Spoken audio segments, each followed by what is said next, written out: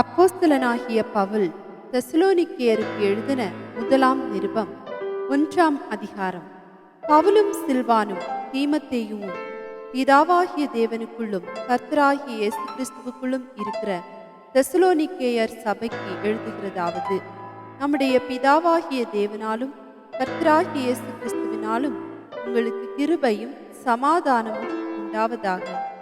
தேவனுக்கு பிரியமான சகோதரரே, உங்கள் விசுவாசத்தின் கிரியையையும் உங்கள் அன்பின் பிரயாசத்தையும் நம்முடைய கர்த்தராகிய இயேசு கிறிஸ்துவின் மேலுள்ள உங்கள் நம்பிக்கையின் பொறுமையையும் நம்முடைய பிதாவாகிய தேவனுக்கு முன்பாக நாங்கள் இடைவிடாமல் நினைவு கூர்ந்து, நீங்கள் தெரிந்து கொள்ளப்பட்டவர்கள் என்று நாங்கள் அறிந்து எங்கள் ஜெபங்களில் இடைவிடாமல் உங்களை குறித்து விண்ணப்பம் பண்ணி உங்கள் எல்லாருக்காகவும் எப்பொழுதும் தேவனை ஸ்தோத்தரிக்கிறோம். எங்கள் சுவிசேஷம் உங்களிடத்தில் வசனத்தோட மாத்திரமல்ல, வல்லமையோடும் பரிசுத்த ஆவியோடும் முழு நிச்சயத்தோடும் வந்தது. நாங்களும் உங்களுக்குள்ளே இருந்தபோது உங்கள் நிமித்தம் எப்படிப்பட்டவர்களாய் இருந்தோம் என்று அறிந்திருக்கிறீர்களே. நீங்கள் மிகுந்த உபத்திரவத்திலே பரிசுத்த ஆவியின் சந்தோஷத்தோட திருவசனத்தை ஏற்றுக்கொண்டு எங்களையும் கர்த்தரையும் பின்பற்றுகிறவர்களாகி, இவ்விதமாய் மக்கெதோனியாவிலும் அகாயாவிலும் உள்ள விசுவாசிகள் யாவருக்கும் மாதிரிகளானீர்கள். எப்படியெனில், உங்களிடத்திலிருந்து கர்த்தருடைய வசனம் மக்கெதோனியாவிலும் அகாயாவிலும் தொனித்ததும் அல்லாமல், நாங்கள் அதை குறித்து ஒன்றும் சொல்ல வேண்டியதாயிராதபடிக்கு தேவனை பற்றின உங்கள் விசுவாசம் எங்கும் பிரசித்தமாயிற்று. ஏனெனில் அவர்கள் தாமே எங்களை குறித்து உங்களிடத்தில் நாங்கள் அடைந்த பிரவேசம் இன்னதென்பதையும், ஜீவனுள்ள மெய்யான தேவனுக்கு ஊழியம் செய்வதற்கு நீங்கள் விக்கிரகங்களை விட்டு தேவனிடத்திற்கு மனம் திரும்பினதையும், அவர் மரித்தோர்ந்து எழுப்பினவரும் இனிவரும் கோபாக்கினை நின்று நம்மை நீங்களாக்கி ரட்சிக்கிறவருமாய் இருக்கிற அவருடைய குமாரனாகிய இயேசு பரலோகத்திலிருந்து வருவதை நீங்கள் எதிர்பார்த்து கொண்டிருக்கிறதையும் அறிவிக்கிறார்களே. 1 தெசலோனிக்கேயர் 2ஆம் அதிகாரம். சகோதரரே, நாங்கள் உங்களிடத்தில் பிரவேசித்தது வீணாயிருக்கவில்லை என்று நீங்களே அறிந்திருக்கிறீர்கள்.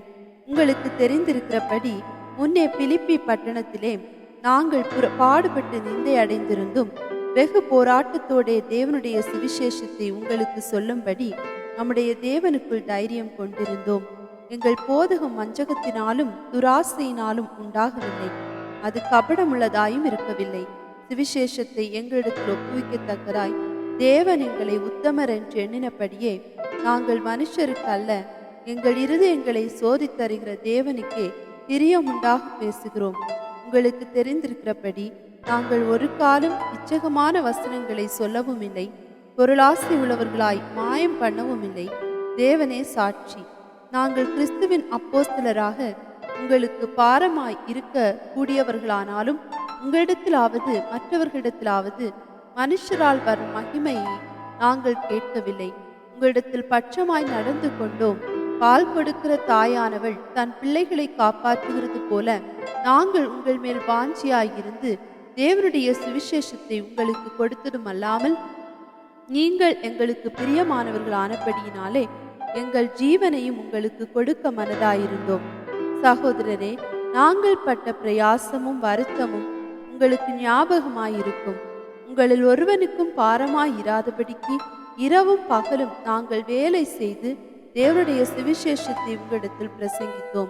விசுவாசிகளாகிய உங்களுக்குள்ளே நாங்கள் எவ்வளவு பரிசுத்தமும் நீதியும் பிழையின்மையுமாய் நடந்தோம் என்பதற்கு நீங்களும் சாட்சி, தேவனும் சாட்சி. மேலும் தம்முடைய ராஜ்யத்திற்கும் மகிமைக்கும் உங்களை அழைத்த தேவனுக்கு நீங்கள் பாத்திரராய் நடக்க வேண்டும் என்று தகப்பன் தன் பிள்ளைகளுக்கு சொல்லுகிறது போல நாங்கள் உங்களில் ஒவ்வொருவனுக்கும் புத்தியும் தேறுதலும் எச்சரிப்பும் சொன்னதை அறிந்திருக்கிறீர்கள். ஆகையால் நீங்கள் தேவ வசனத்தை எங்களாலே கேள்விப்பட்டு ஏற்றுக்கொண்ட போது அதை மனுஷர் வசனமாக ஏற்றுக்கொள்ளாமல் தேவ வசனமாகவே ஏற்றுக்கொண்டதினாலே நாங்கள் இடைவிடாமல் தேவனுக்கு ஸ்தோத்திரம் செலுத்துகிறோம். அது மெய்யாகவே தேவ வசனம்தான். விசுவாசிக்கிற உங்களுக்குள்ளே அது பலனும் செய்கிறது. எப்படியெனில், சகோதரரே, யூதேயா தேசத்தில் கிறிஸ்து இயேசுவுக்குள்ளான தேவனுடைய சபைகளை நீங்கள் பின்பற்றினவர்களாகி, அவர்கள் யூதராலே எப்படி பாடுபட்டார்களோ அப்படியே நீங்களும் உங்கள் சுய ஜனங்களாலே பாடுபட்டீர்கள். அந்த யூதர்கள் கர்த்தராகிய இயேசுவையும் தங்கள் தீர்க்கதரிசிகளையும் கொலை செய்தவர்களும் எங்களை துன்பப்படுத்தினவர்களும் தேவனுக்கு ஏற்காதவர்களும் மனுஷர் யாவருக்கும் விரோதிகளுமாய் இருந்து புறஜாதியார் ரட்சிக்கப்படுவதற்கு நாங்கள் அவர்களுடைய பேசாதபடிக்கு தடை பண்ணுகிறார்கள். இவ்விதமாய் எக்காலத்திலும் தங்கள் பாவங்களை நிறைவாக்குகிறார்கள். அவர்கள் மேல் கோபாக்கினை பூரணமாய் வந்திருக்கிறது. சகோதரரே, நாங்கள் இருதயத்தின்படி உங்களோடு இருந்து சரீரத்தின்படி கொஞ்ச காலம் உங்களை விட்டு பிரிந்திருந்தபடினாலே உங்கள் முகத்தை பார்க்க வேண்டும் என்று மிகுந்த ஆசையோടെ அதிகமாய் பிரயத்தனம் பண்ணினோம். ஆகையால் நாங்கள் உங்களிடத்தில் வர இரண்டொரு தரம் மனதாயிருந்தோம். பவுலாகிய நானே வர மனதாயிருந்தேன். சாத்தானோ எங்களை தடை பண்ணினான். எங்களுக்கு நம்பிக்கையும் சந்தோஷமும் மகிழ்ச்சியின் கிரீடமுமாய் இருப்பவர்கள் யார்? நம்முடைய கர்த்தராகிய இயேசு கிறிஸ்து வரும்போது அவருடைய சன்னிதானத்திலே நீங்கள் அல்லவா அப்படி இருப்பீர்கள். நீங்களே எங்களுக்கு மகிமையும் சந்தோஷமுமாய் இருக்கிறீர்கள். 1 தெசலோனிக்கேயர் 3ஆம் அதிகாரம். ஆகையால் நாங்கள் இனி பொறுத்திருக்க கூடாமல் அத்தேனே பட்டணத்தில் தனித்து விடப்படுகிறது நன்மையென்று நினைத்து இந்த உபத்திரவங்களினாலே ஒருவனும் அசைக்கப்படாதபடிக்கு உங்களை திடப்படுத்தவும் உங்கள் விசுவாசத்தை பற்றி உங்களுக்கு புத்தி சொல்லவும் நம்முடைய சகோதரனும் தேவ ஊழியக்காரனும் கிறிஸ்துவின் சுவிசேஷத்தில் எங்கள் உடன் வேலையாளுமாகிய தீமோத்தேயுவை அனுப்பினோம். இப்படிப்பட்ட உபத்திரவங்களை சகிக்க நாம் நியமிக்கப்பட்டிருக்கிறோம் என்று நீங்கள் அறிந்திருக்கிறீர்களே. நமக்கு உபத்திரவம் வரும் என்று நாங்கள் உங்களிடத்தில் இருந்தபோது உங்களுக்கு முன்னறிவித்தோம். அப்படியே வந்து நேரிட்டதென்றும் அறிந்திருக்கிறீர்கள்.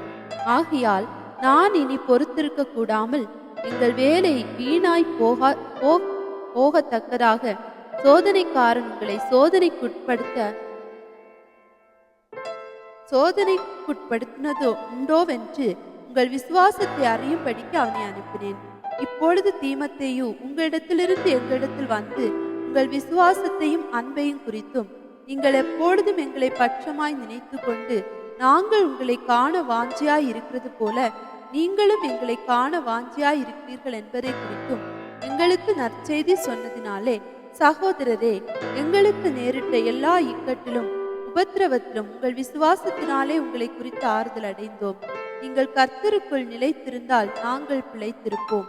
மேலும் நம்முடைய தேவனுக்கு முன்பாக நாங்கள் உங்களை குறித்து அடைந்திருக்கிற மிகுந்த சந்தோஷத்திற்காக நாங்கள் தேவனுக்கு எவ்விதமாய் ஸ்தோத்திரம் செலுத்துவோம். உங்கள் முகத்தை கண்டு உங்கள் விசுவாசத்தின் குறைவுகளை நிறைவாக்கும் பொருட்டு இரவும் பகலும் மிகவும் வேண்டிக் கொள்கிறோமே. நம்முடைய பிதாவாகிய தேவனும் நம்முடைய கர்த்தராகிய இயேசு கிறிஸ்துவும் உங்களிடத்திற்கு எங்களை நேராக வழிநடத்துவாராக.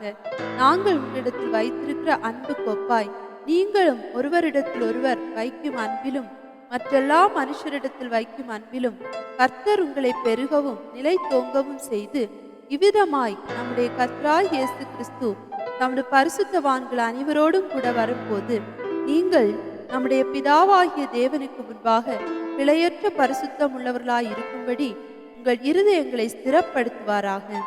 1 தெசலோனிக்கேயர் 4ஆம் அதிகாரம்.